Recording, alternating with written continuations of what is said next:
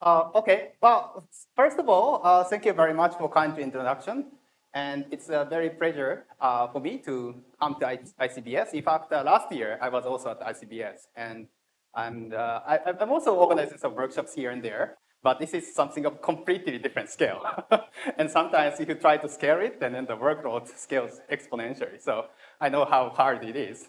And also, let's see. So, and in fact, I'm very pleased to be back. So this is me, this is me last year. I forgot to take my own photograph. So this year I took my own photograph. Well, let's see. So let's see what will happen but next year. But yeah, and also, of course, I am receiving, very presently, we are receiving a prize. And I'd like to very much take this opportunity to thank my co-authors, Kevin Costello at Perimeter Institute and Edward Witten at the Institute for Advanced Study. And it's such a pleasure for me to learn from, I would say, one of the most distinguished mathematical physicists, literally of our generation. And it's a really pleasure for me to learn from them. And it really was a turning point in my career. And how to even think about the mathematics and physics in general. So let's see. So our paper was this paper, Gauge series integrability, part 1. And it took some time to complete. So I'm supposed to give a talk, a short speech in the math night. So I'm going to talk about a little bit about the story behind this. And so it's 141 pages. And then there's another paper which we put out afterwards, part 2. And I'm very proud of these papers. So let's see. Let's come to the scientific part of the talk. Some of you I know very well, and probably some of you might have heard my talk before. But of course, in the spirit of ICBS, I try to start kind of from scratch. And the point is that some of the basic ideas are pretty simple. And that's the whole point of my discussion. And it is true that presentation-wise, it is true that I prepared way too many slides, and I'm going to flash it. But most of the slides are almost empty. So depending on the content. So you shouldn't be too scared, or if you miss a couple of slides, probably, or if you fall asleep for 3 minutes, probably that's going to be okay. Let's see. So what is the motivation? And in fact, I spent a little time on the motivation because I realized that over the years, not everybody shares the motivation, actually. So, well, first of all, this is a session on the mathematics of string theory and condensed matter theory. And then, so it's an interaction between math and physics, happens all the time. And of course, that happens in many different branches of mathematics and physics. But I would say that the integral models is one of that areas where the interaction between physics and mathematics happen. And it's a little bit hard to say if you're an integral model theorist, are you a mathematician, or are you a physicist? And it's actually great that, that people work on different things. And that also means that it's a very diverse area. Very different definitions of integrability, different viewpoints, different techniques, all sorts of motivations, sometimes even application to industry or like non-equilibrium physics. I mean, there are various different aspects of it. And that's why it's fascinating.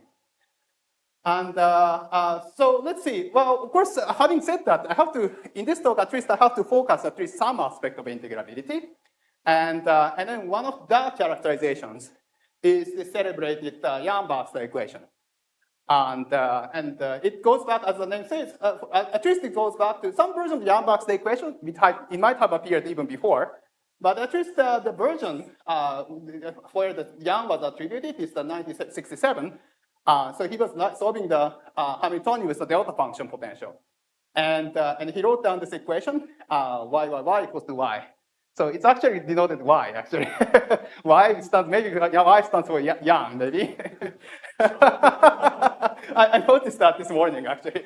But now, of course, we use R, right? So, and then yesterday we heard from Andrei Okunkov that R stands, of course, for Reshetekin. Okay, but anyway, so whatever the symbol is, this is the Yang-Baxter equation. And of course, we should also acknowledge that even the name Yang-Baxter equation might be coined by Professor Fadeev. I had a couple of opportunities to talk with him, and he's a wonderful guy. And who unfortunately passed away already. But of course, there's a tradition, Lucian tradition, so-called Leningrad School, and many other places on this fascinating topic. So that's the Yang-Baxter equation. And of course, probably most of you have seen already some definition of the Yang-Baxter equation, but it doesn't probably hurt to spend 1 minute or so explaining what the Yang-Baxter equation is. And of course, this graphical equation, the left-hand side equals the right-hand side.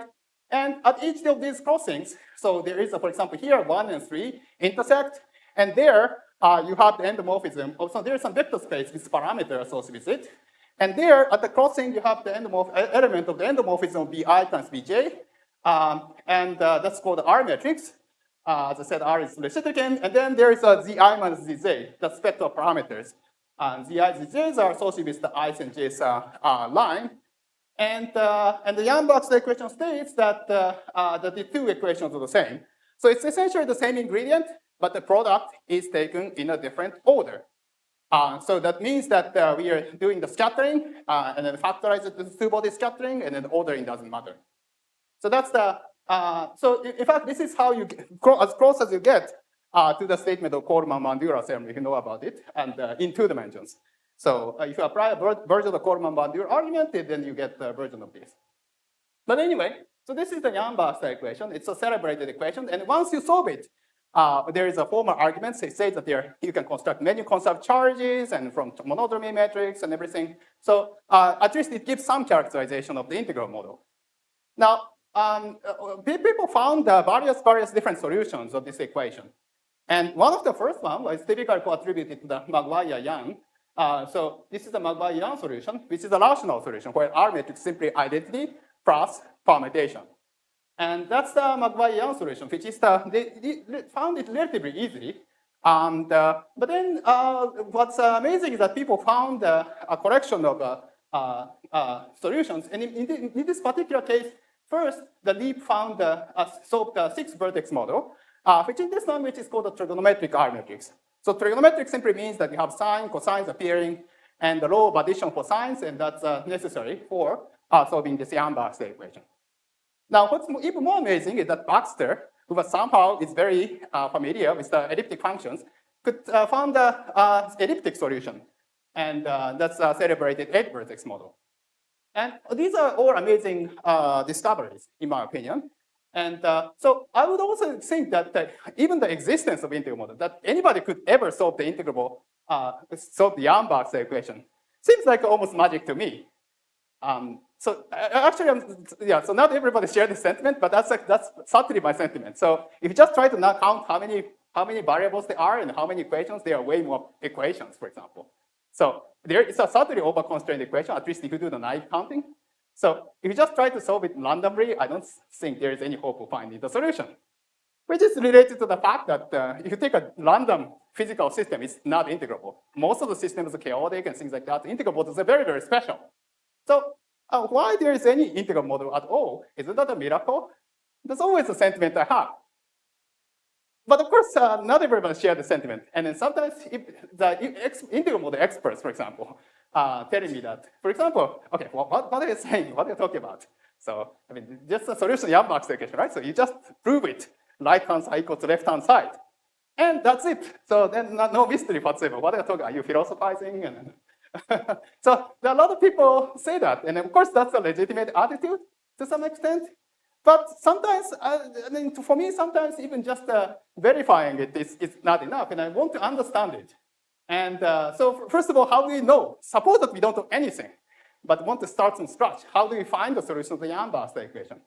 And then so that we can, even for the existing solutions, can we find them in a better way? That's the question.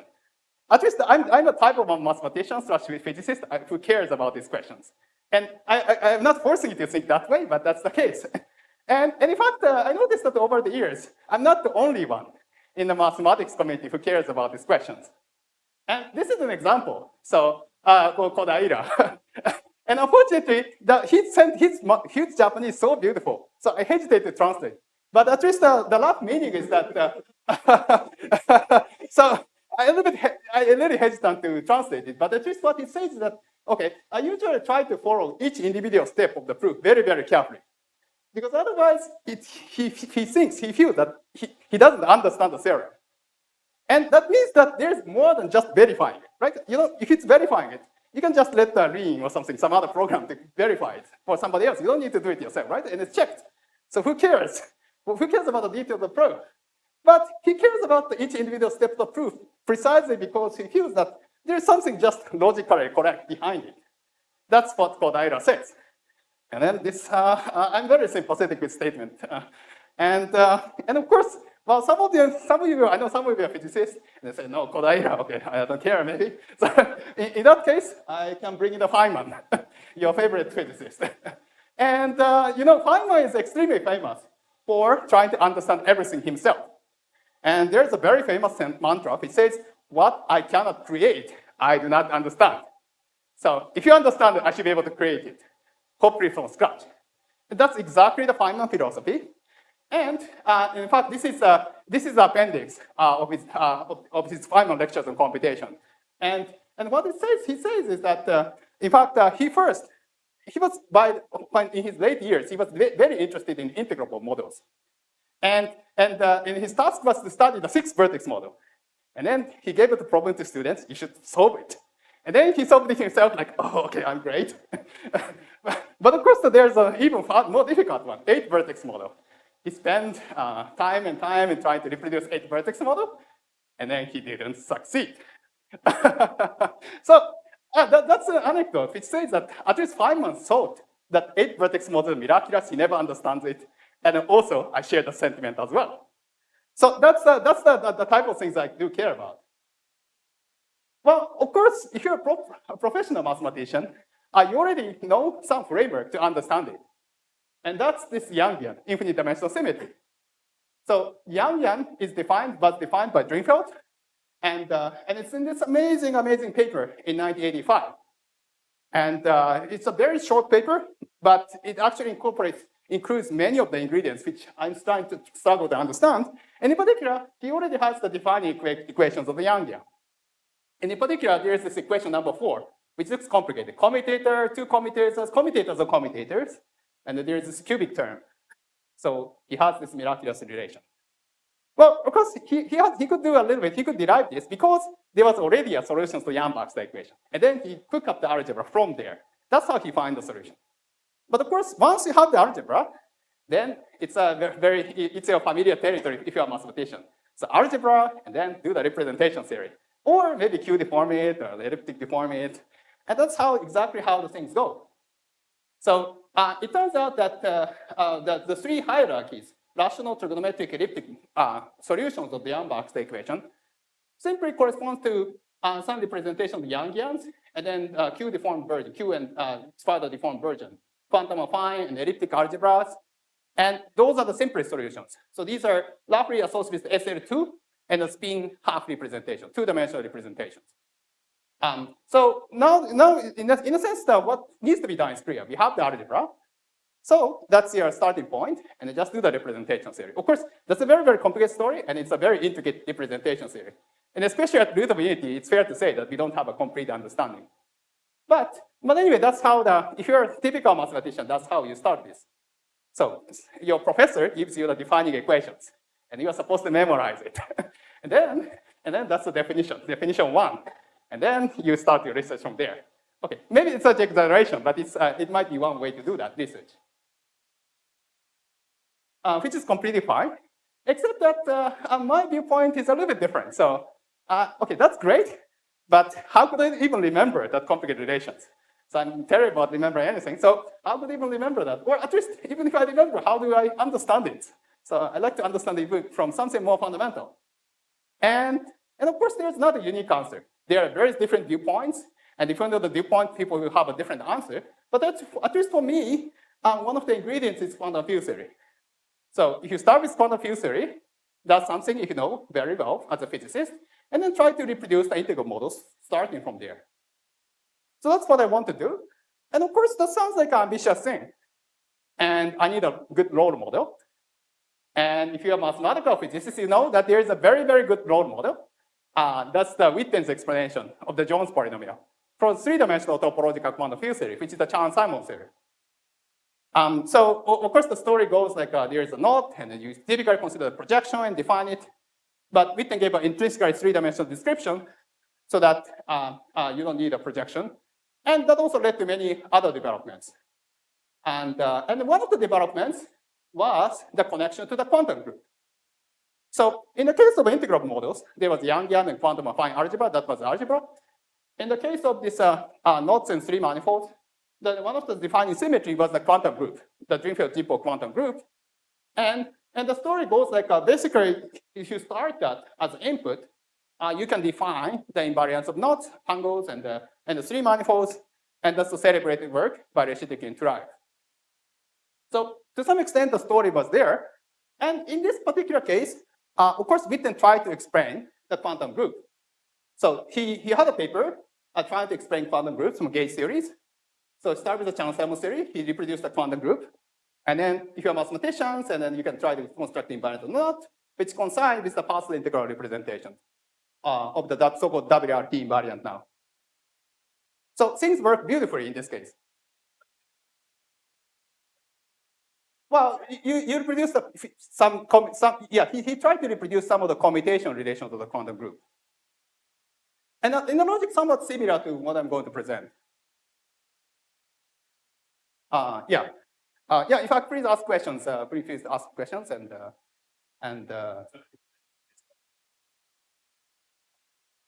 well, let's see. I mean, these are the Wilson lines, and then you try to see what type of coupling the Wilson line to the bulk gauge field, and then do a version of the loop computation, which is somewhat similar to what I'm going to do. Some understanding was lacking back then, for example. So these days, you might say that, for example, category line defects, and then that just gives a representation category. And then you might have to do Tanakia reconstruction, for example, to reproduce the quantum group itself. So you get more like a lep of the quantum group. But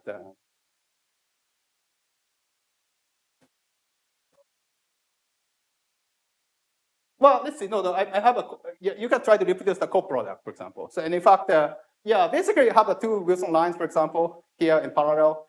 And then I try to do the perturbation theory where there's the gluons in between, for example. And then you try to define the product by bringing it together, for example. And then so at least you can define it perturbatively in H bar. That's in fact what we did is actually analog of that then. But actually for this particular problem, it doesn't work too well in the sense that typically people are interested in rootability and all that, which is beyond the perturbative regime. So in that sense, it was a little bit of a I mean, so the moral of the story works, but not everything I have in mind is refreshed too much in this particular old work, I would say. So not everything is there. So maybe, strictly speaking, it might be a little bit too much to say that there is a derivation. But at least he has a paper where he discovered some aspect of quantum group. And so the triangle was there, at least. So that's for the knots and three manifolds. And of course, Witten knew about the integral models. So he tried to, I mean, he succeeded in knot theory. So he obviously tried to succeed in integral model as well. But he acknowledges that he was not successful. And in fact, towards the end of this paper, the previous paper, he said that one of the compelling questions is to understand the origin of the spectral parameter. The spectral parameter being the parameter inside the argument of the R matrix, which is very critical, crucial for integrability. So he didn't succeed in the explanation of integrable models. And in fact, if you look at the literature, people, of course, knew the connection to integrable models. For example, Jones, the work with Jones was partly inspired by that in temporary leaf, etc. But one way of saying that, well, formulating that, at least one thing I learned when I was actually when I was a student, is that there's a connection between integral models and knots. But that is to just send the spectral parameter to infinity. So namely, in the Yang-Baxter equation, there's a spectral parameter. And if the spectral parameter somehow drops, then you get the Yang-Baxter equation, but without spectral parameter. And that's exactly the ingredient needed to make a knot invariant. So what people did back then is to start with the integral model. So I learned it from this paper, review by Wadachi et al. And then, so take an integral model, and then takes a spectral parameter, eliminate the spectral parameter by sending the spectral parameter to infinity. well, things diverge, you have to regularize, etc. But that's exactly what we did. But of course, that feels a little bit unfortunate, right? So you have something with more data, and then somewhat artificially eliminate the data to get a node invariant. So that really smells like something should be there before taking this limit. And in fact, that was also acknowledged in the Whitney interview performed by Toru Eguchi in 1990. Again, sorry, you cannot see it probably. And, but anyway, it's in Japanese, don't worry.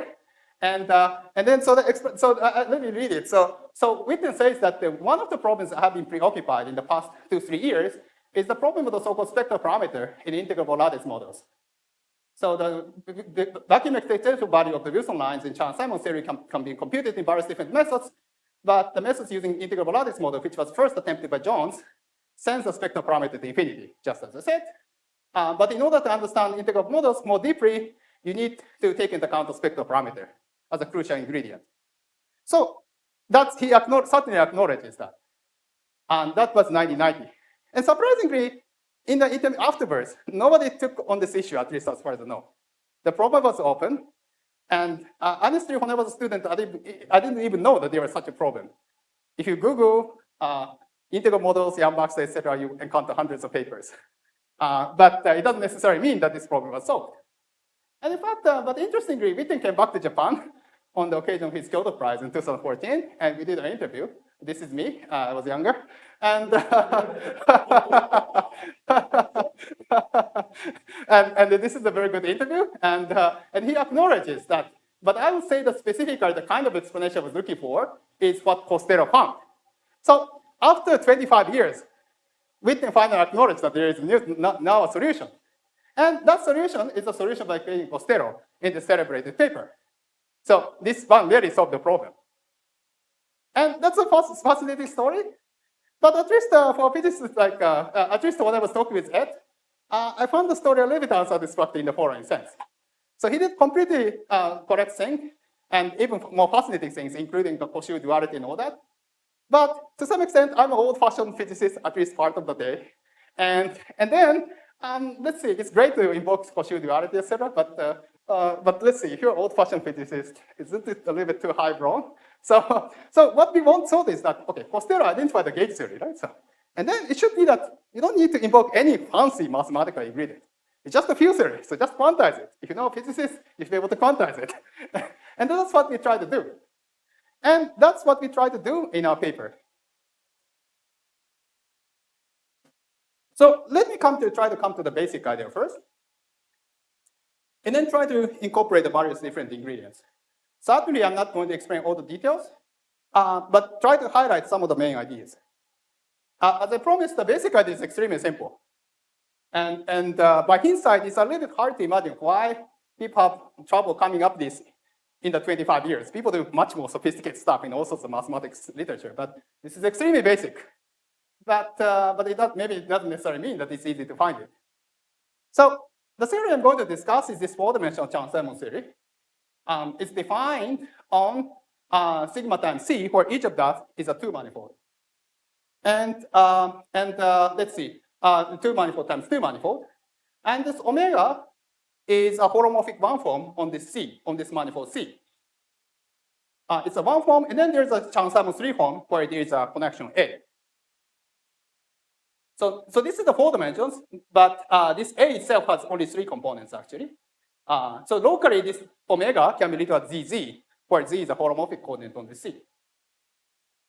So it's almost like a three-dimensional Chern-Simons theory, but it's a holomorphic version. And people knew this kind of structure. For example, there's a WZW, and there's a 4D Kähler WZW, which takes a similar form, or et cetera, et cetera. People know a version of this. But what's peculiar about this system is that on this product of two manifold times two manifold, two of the directions are topological, whereas the two directions are holomorphic. And there is a holomorphic direction with a holomorphic coordinate, and this direction will play the role of the spectral parameter of the integrable model. And as an object observable, we consider the Wilson line, just as in the case of the 3D Chern-Simons theory. So it's a line, a holonomy of the gauge field, located at a particular point in the spectral parameter. So the line is equipped with a parameter. Now, there can be other lines. For example, instead of vertical direction, there could be horizontal direction. And then you can make a lattice out of it. So the statement is that this figure, which really looks like a lattice, is actual integrable lattice model. So in other words, if you compute the expectation value of this pair of Wilson lines, that coincides with the partition function of some integrable lattice model. And that's the statement. And of course, you can see that it requires a little bit of argument why it's a lattice model, etc. But the most crucial point is that it's integrable. Namely, it satisfies the Yamazaki equation. And the reason is pretty simple. So this is one side of the Yamazaki equation. But now the theory is topological, so you can move these lines around. And of course, you can move these lines around to cross it. So the theory is topological, so you can move these lines around. And then that's the Yamazaki equation. And this is very similar to Witten's explanation that things are topological 3 dimensions, so you can move the links around, and you get the Leiden-Meister move to the node.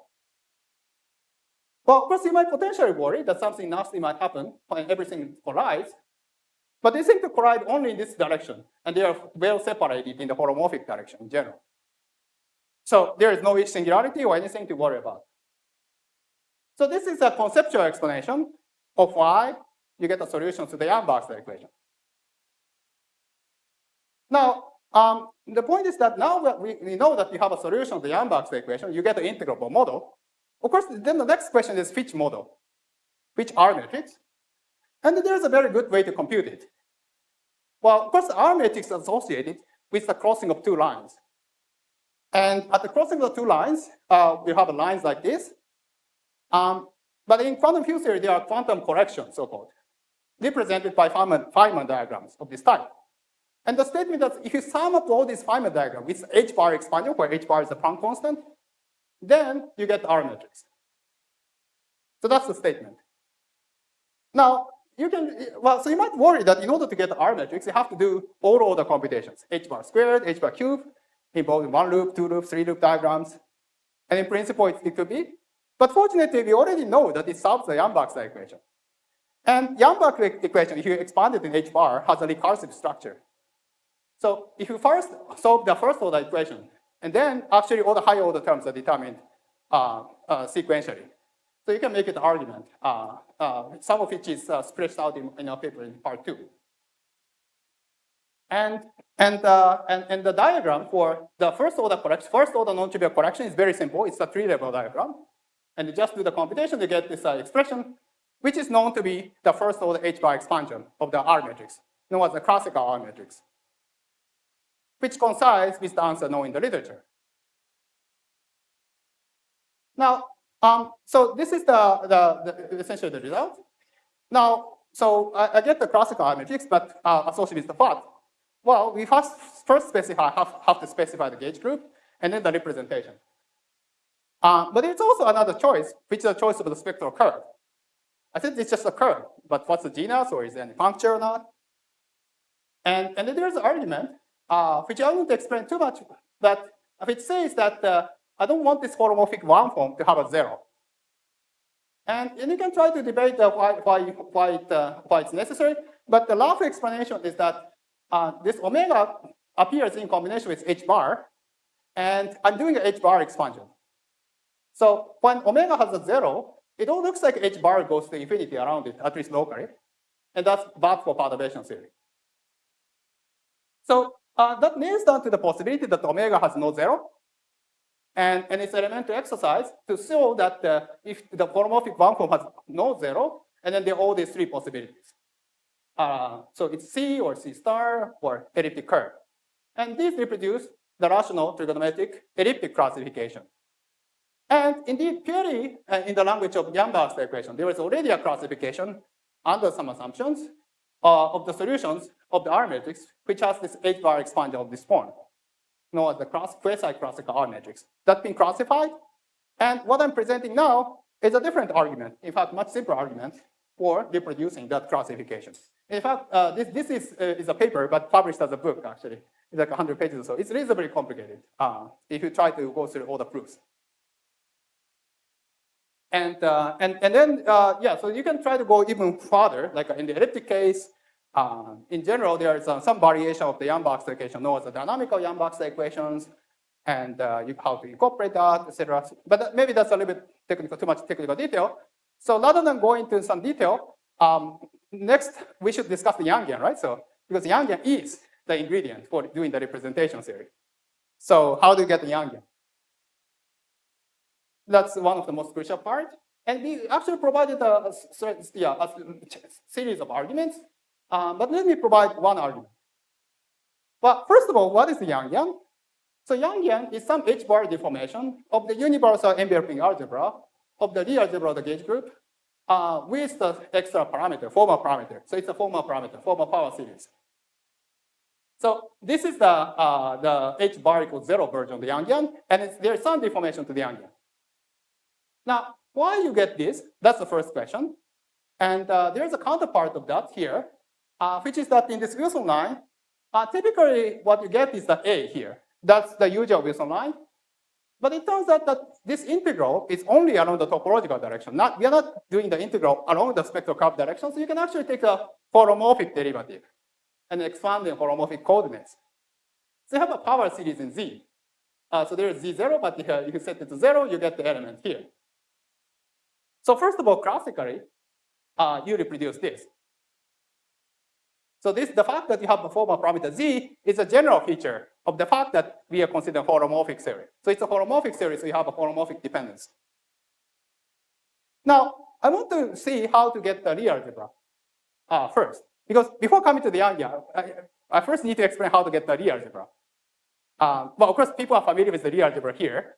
But the point is to try to get why the Lie algebra is necessary. We are usually not taught to think about that way. But there is an explanation of that. And roughly speaking, the story goes like here. So here, this is a Wilson line, and then there is a gauge field coupling to it. And then there are various different contributions here and there. And the thing is that, for example, suppose that there is no such term. There is a cubic term in the Noah-Abelian in this Lie algebra. This F is a structure constant. And in this case, you can show that in general, because these two things don't commute, if you do the gauge variations with respect to external field, the variation is not 0. So whatever it is, it's an external field, and you want a gauge invariance. So if you do the gauge variation, the answer should be 0. But unfortunately, because these two terms don't commute in general, the answer is non-zero. If you just take these first two terms. And that problem is resolved if you take this extra term, which cancels this contribution. And that's why you need a Lie algebra. And in fact, you can repeat that. And the Jacobi identity, celebrate the Jacobi identity, you can derive from some expression like this. Now, that's clearly a classical theory. What happens in the quantum theory? And that involves a detailed analysis. There are some diagrams, one loop, two loop, counter terms, and everything, which is complicated. So it requires a cohomological analysis. But in the end, we encountered one particular diagram, which looks like this. And it turns out that this diagram, this particular diagram gives rise to the right-hand side of this complicated right-hand side of one of the defining equations of the Yangian.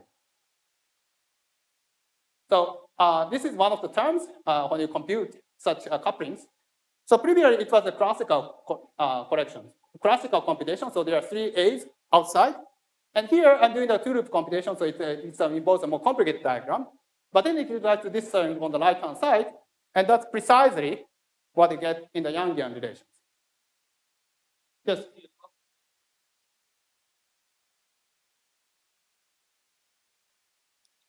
Yeah, thank you for asking. So indeed, right, so here I'm talking about the Yangian, which is a rational case. And if you go to a trigonometric case where the spectral curve is like a cylinder or C star, then there's extra parameter. You can think of it as the radius of the cylinder, for example. And then that gives like the Q deformation parameter. And so the Yangian is promoted in that case to some algebra known as the quantum affine algebra, which contains the quantum group as a finite dimensional part.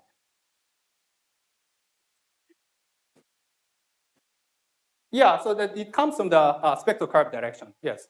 And then, so if you want to go to the elliptic, here is further modulus of the torus tau, for example. And that's how you get the tau of the elliptic algebra.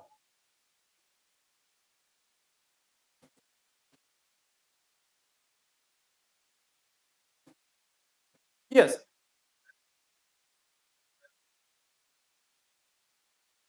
Well, let's see. I mean, to some extent, yeah. So that's yeah. I mean, that's in fact, the rootability is very subtle, and if I have time, I'll comment on some version of that.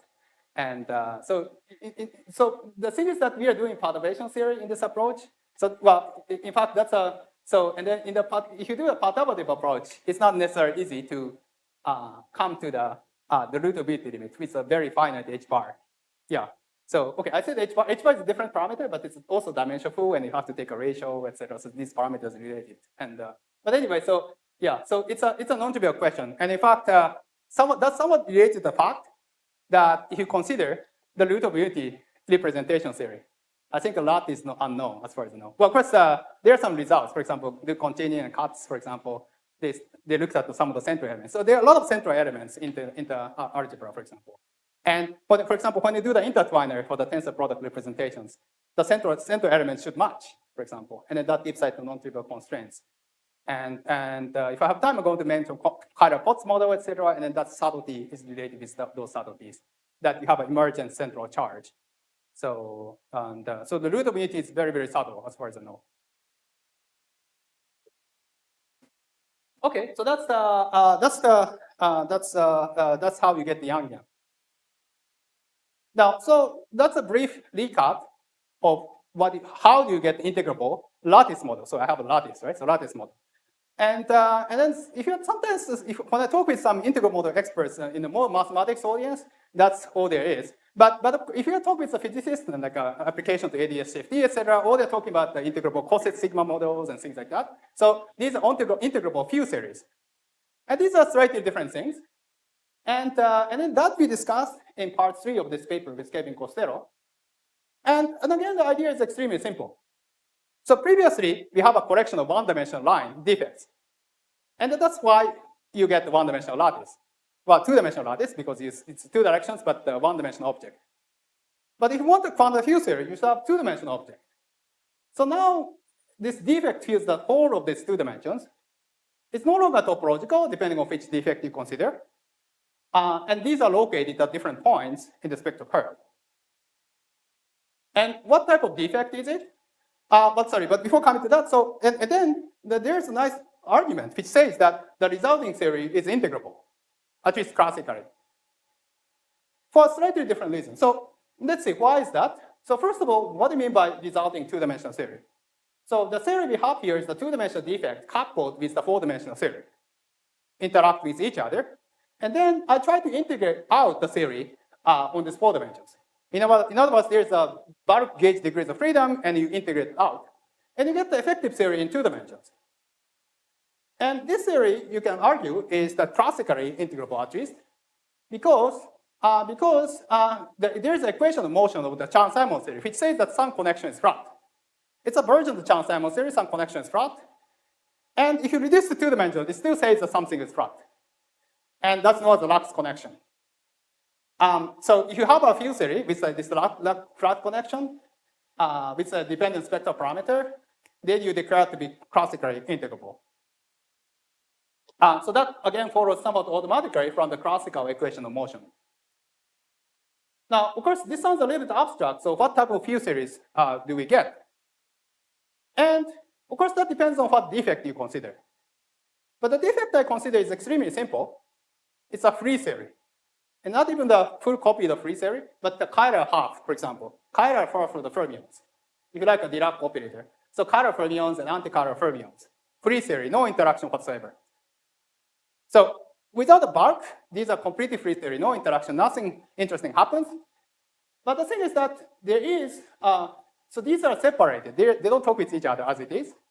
But there is a mediator, which is a gauge field.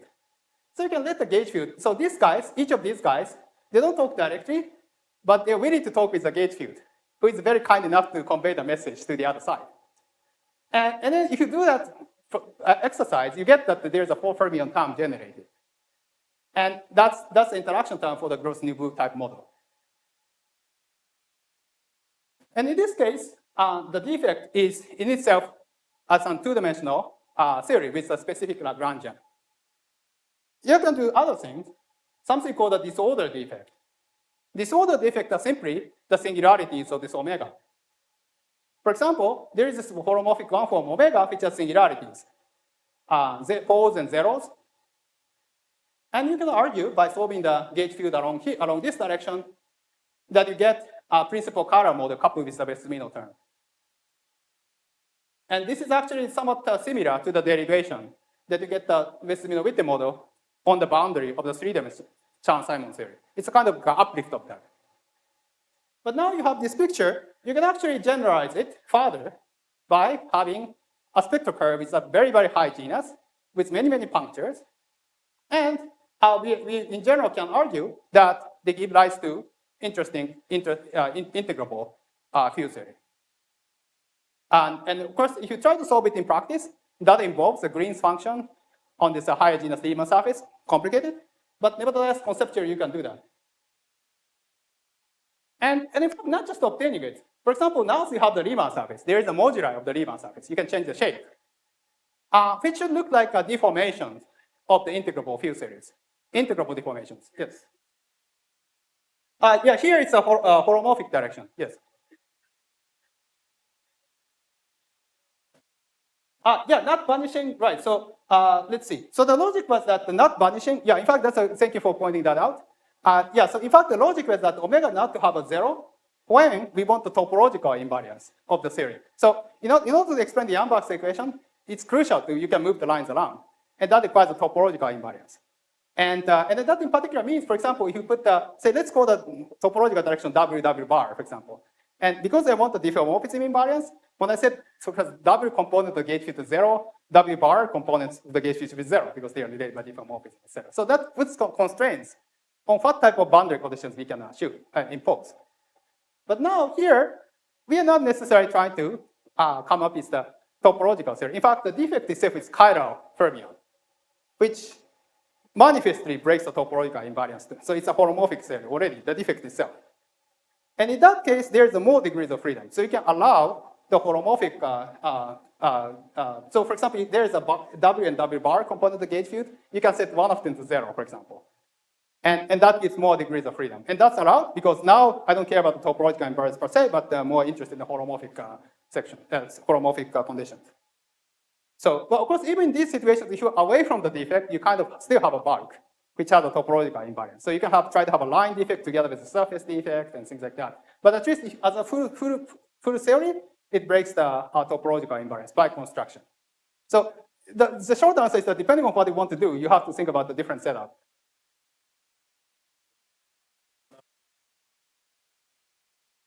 Mm-hmm. Yeah, that's right. That's right. So yeah, yes, that's right. So in fact, in fact, partly because of that, my previous explanation was not completely rigorous, actually. So yes, you might think, what happened to that, for example? But yeah, so that explanation is not completely rigorous. So yeah, I think I like that explanation, but it's somewhat intuitive. But you might want to say that I want the topological boundary conditions, and I want that to be elliptic, consistent with the action, finiteness of the action, and probably that's a better way to say that, I guess.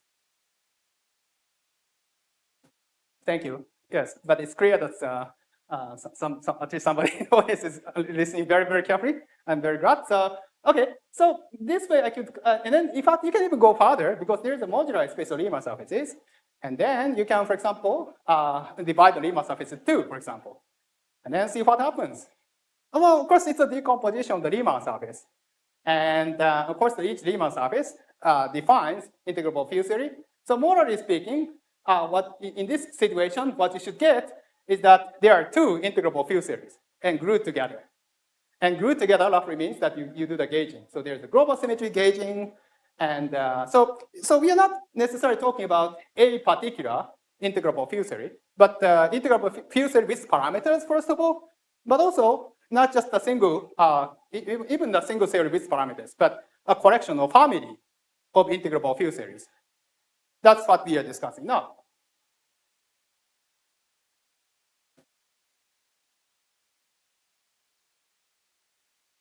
Well, let's see. Well, that depends on the, for example, if you maybe, let's see, there are two types I explained in this particular talk. For example, there's a Gross-Nouveau type model, and that's one thing.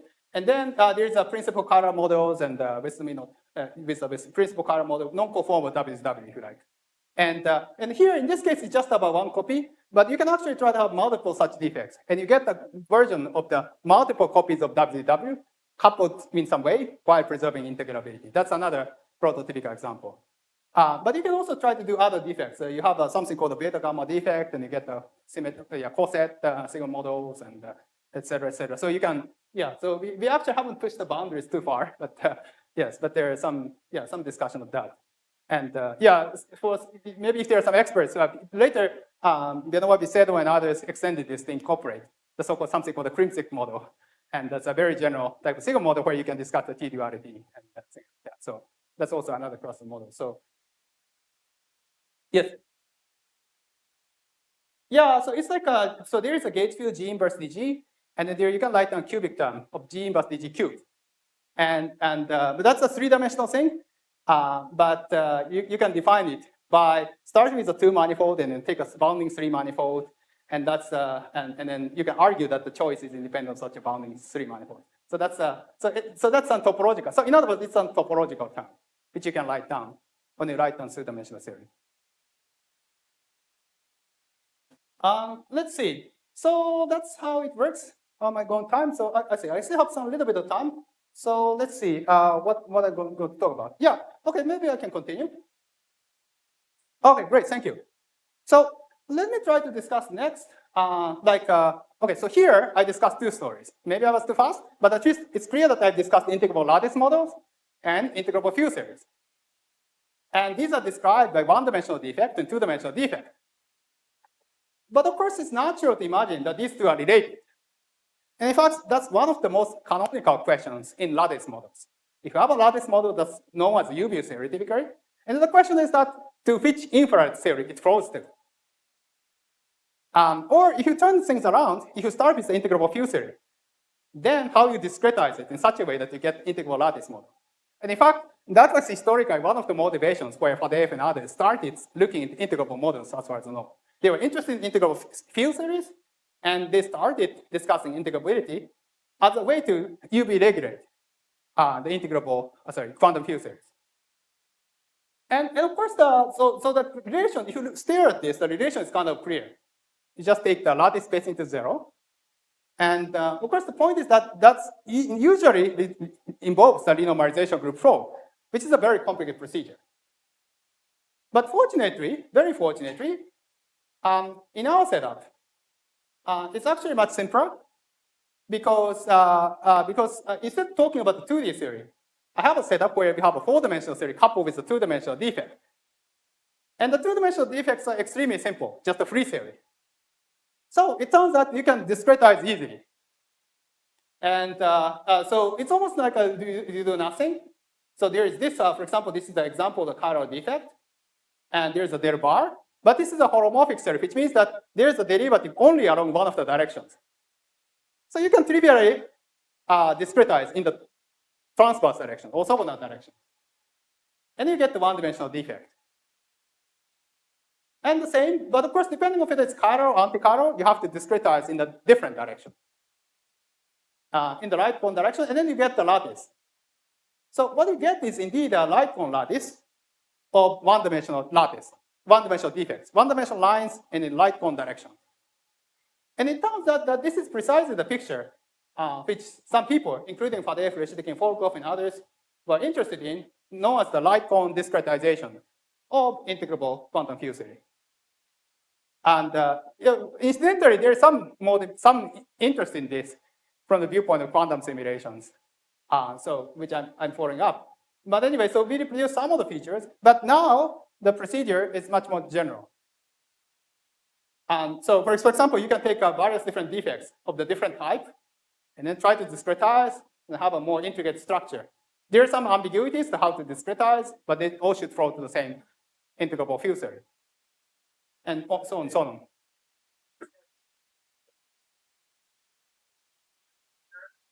Yeah, that's what's called the topological direction, which now becomes a holomorphic, yes. Yeah, that's previously called the topological direction. Yes, but now I include a holomorphic surface defect there. So it's no longer topological, but yes, that's where the integrable lattice model lives.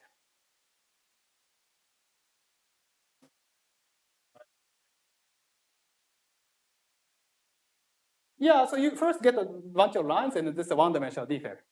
Now, there's one more statement that you get a one-dimensional defect, and you can ask, okay, so it's a specific Lagrangian, it's this, but you can ask like, can you trade it for something else?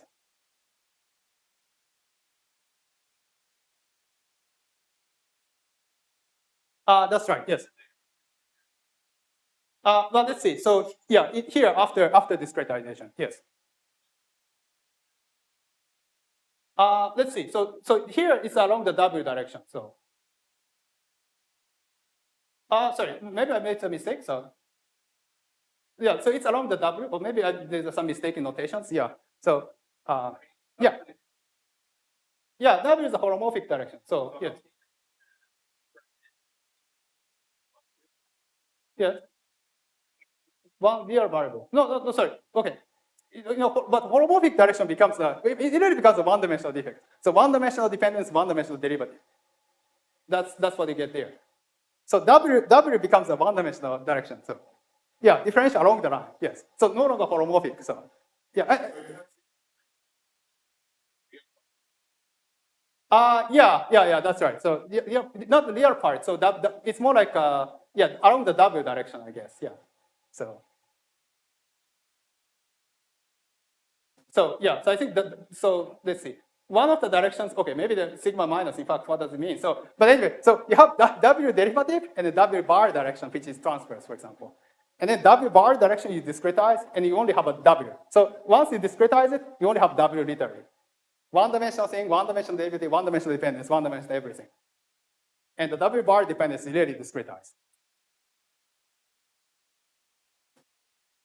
Now, you get a simple defect, yes. So, and then, so what does it correspond to? It turns out that you can evoke some mathematical results. Essentially, this Borel-Biot version of the Borel-Biot theorem, which says that, in fact, you can try to have, so this is one particular chiral defect. But if you try to discretize, you get something, one-dimensional defect. But it's something where the gauge field couples to. If you like, there is some group action on that thing. And it turns out that you can trade it essentially for this Wilson line, which is the ingredient which we started this point, discuss the integrable lattice model. So in general, I have an integrable field theory, etc. But in many cases, you discretize, and what you get is the Wilson line. Or in other words, there's a label for the representation, and that's enough to recover what integrable lattice model you get. So this, okay, so I try to finish, and then that actually raises a lot of questions. So there are different type of defects, but essentially, if you keep track of the group action, you can trade it for the Wilson line, so which is a simple object. So many different looking defects, but if you discretize, you land on the same thing. Which means that all these things, after all, should give rise to the same theory. In other words, they should give rise to the duality, or the web of dualities in integrable field series. And in fact, that's how it works. So a lot of defects, but all these defects collapse to the Wilson lines. And then you can try to realize. So you can try to, and then that means that you can convert one defect to another. So maybe let's see. For example, this is a schematic picture. So here, this is a schematic picture where you have two defects. One defect, another defect, 2D defect. And what I said that if you discretize, it just corresponds to the same object, which is the Wilson line. So you can actually replace one defect by another, defect-wise. And you get the different looking theory, etc., etc. And then once you have that set up, then you can go back to the effective two-dimensional theory by integrate out the gauge field. And it turns out that you can realize many of the non-abelian dualities, non-abelian bosonizations, etc., using this framework. So it not only clarifies the relation between lattice models and field theory, but also it explains why there are non-abelian bosonizations or other dualities among two-dimensional integrable field theories. So let's see. So I think I think I prepared way too much material, but let's see. So let's see. So maybe this is the final word. So a little bit over time, but so here I explained how the four-dimensional Chern-Simon theory explained lattice models and field theory. But you can actually even go further, 60 theory, etc., and you get the self-dual Yamazaki equation. And that gives like a different type of integrable equations, like a KDB or so. So the fascinating is that different aspects of integrability. And their integrability defined in a different sense. So a priori, there are no collections, but it turns out many of the ingredients of integral models come from the same ingredient, which in this case is 60 holomorphic Chern-Simons, or even other, like a 10-dimensional Chern-Simons, holomorphic Chern-Simon theory. And so this shows in the spirit that that we have the fusion of mathematics and physics.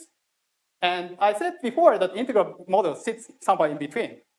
But I think it's a little more than that. So integral models is actually a kind of a group. So it used to say that Freeman Dyson wrote a famous article that there was a divorce between physics and mathematics. And but you need some mediator, right? So to remedy that situation. And integral model has been one of such ingredients. So with that, it's really an honor for me to talk about such connections on this occasion, celebrating the mathematics and physics of today. Thank you.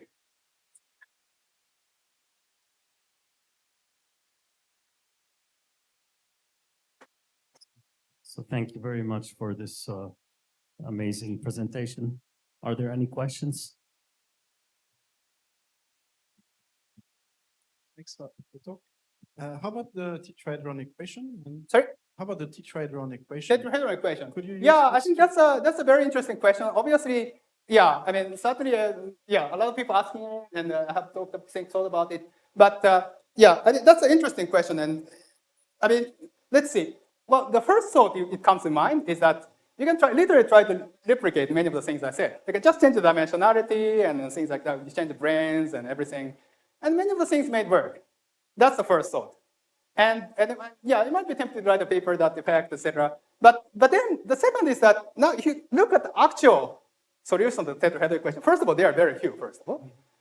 Well, of course, it might mean that there are new solutions which we found. But the third, one more thing is that integrability 3D is a completely different beast. And that's because, for example, if this type of story goes, you can go to integrable field theory in 3D, for example. But at least in the usual assumptions, Coleman-Bandura theorem forbids that, actually. So there are some concept charges, and it's not internal symmetry. And then if there's a system's gapped, etc., asymmetry is trivial, for example. Well, you can debate the assumptions. So that means that, I mean, you cannot actually hope for the integrable field series in 3D in the standard sense. Of course, there are some exceptions, like 4D equal 4 is integrable, but only in the primary limit. So for example, etc. So there could be a subtle sense that things are, but at least if you flow all the way to field series side, it's very, very subtle. Of course, it's also the same case that there are amazing set of works, for example, by Kuniba and others, for example, about the quantum group and solving tetrahedral equations. And some of that has a good feature. And in fact, one of the potential ingredients is try to use the two gauge groups and things like that, which, for example, Hank and others and Joaquin and others have been working on. So maybe it's a two categorical type, two group type thing might be a good solution. But of course, at least I have a mixed feeling. So some aspect, it feels that you can do purely formally. But on the other hand, as somebody who has been working in the model, I know the tetrahedral situation is very, very different. And the question is that, so if somebody writes a paper that, okay, just change the dimension of the brain, explains, it's great, but I'm a little skeptic just with that. So if you can somehow reconcile the practical solutions of the tetrahedral equation with these general explanations, and then I'll be very satisfied. That is that your group scattering some produce this. Yeah. In fact, yeah. I mean, So in fact, let's see. For example, some version of that was done in slightly different context. For example, you can try to go 5D Chern-Simon theory, for example. And in fact, Hao and others have written a paper about that. And then doing probably the same type of thing you know very well, like a Miura transformation. And then there you have a surface defect, for example. And you have some version of computation in a slightly different context, for example. So yeah, it may work. It may work even for the tetrahedral equation. But I want to be cautiously optimistic on that. And, I think we have many questions. Oh. Yes. So many questions, but we have to finish. We might have to go to the math night, but yes. happen if maybe I missed it? What happened if you put boundary times sigma? Yeah. So that's also a good question. And then what you expect is that you get the boundary Yamazaki equation, so-called the reflection equation, so-called. And so there you get the boundary and you get the reflection equations. There's, in addition to R, there's something called a K, which is the reflection matrix. And then there's a boundary Yamazaki equation, which is of the form KR equals to the other order.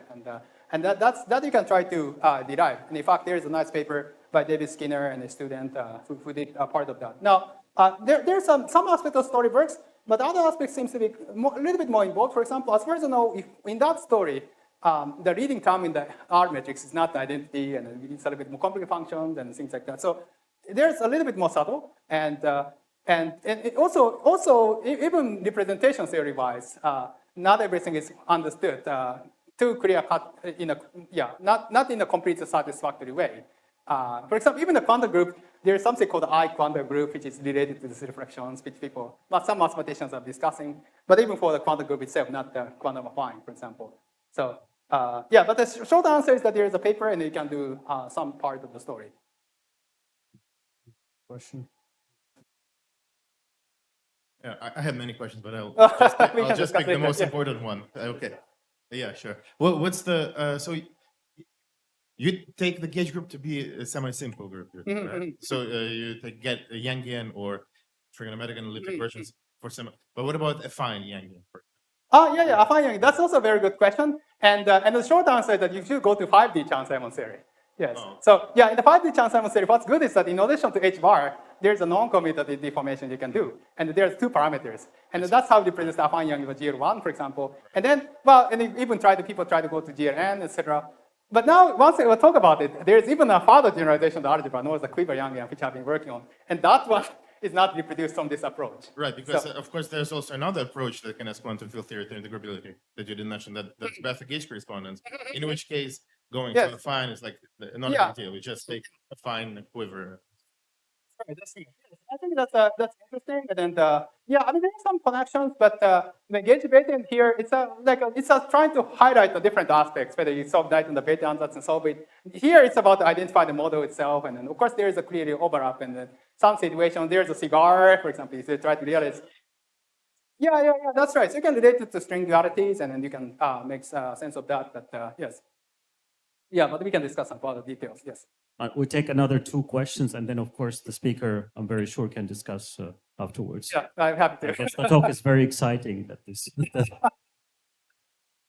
Yeah, my question is, there is another large class of integral models known, which has many features in common, called affine Godin models. By the affine Godin models, Fagin and Frankel have introduced, which also have a massive region in which you have. So I'm wondering, what's the relation to the models that you can describe? So is it so more specifically, can you get all of them using the 4D Chern-Simons, and can you get more? Literally all of them, but more or less the answer, I'm not sure literally all of them because I don't know exactly what is known there. But there's a nice understanding that, so this is, I kind of formulated in the Lagrangian description, but you can do the Hamiltonian quantization of the theory. And then you can show that if you do the Hamiltonian quantization of the theory, it reduces to what Bisedo and others are working on his affine Godin model approach to integrable field series. And then, so you can make a connection by switching between Lagrangian formulation and the Hamiltonian formulation. And so it's tempting, in fact, to try to make a connection to Lagrange and everything, for example. And certainly there's some discussion of the connection to ODIM, for example, and the RG flow, for example. So but the short answer is more, it should be yes. I'm not completely sure if it's literally everything, but.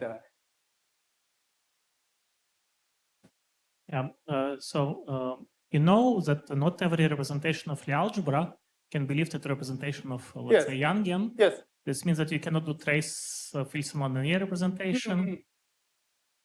So let's see. So that's related to some of the anomalies, for example. It's related to this two-loop diagram, which is a little bit far too many slides. But so for example, if you start, for example, one favorite example I have is that if you have a 248 representation with E8, it doesn't uplift to the representation of the Yangian. You have to add what Presley and Seagal, called the pre-fundamental representation, which is 248 plus 1, 249, for example. And that sort of subtlety arises partly related with this two-loop anomaly. So you can show that using this relation that such things are necessary. In other words, it's a version of the gauge anomaly.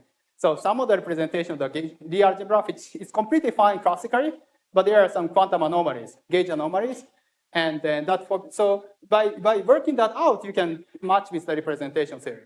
So maybe like my simpler question will be, then if it won't do Chern-Simons, just some gauge theory, like some other gauge theory. Okay. Are there also gauge anomalies which prevent us taking Wilson-1 linear Well, representation? in general, yeah, I mean, the way that it appears here in particular, for example, in the two-loop diagram, it's a little bit peculiar.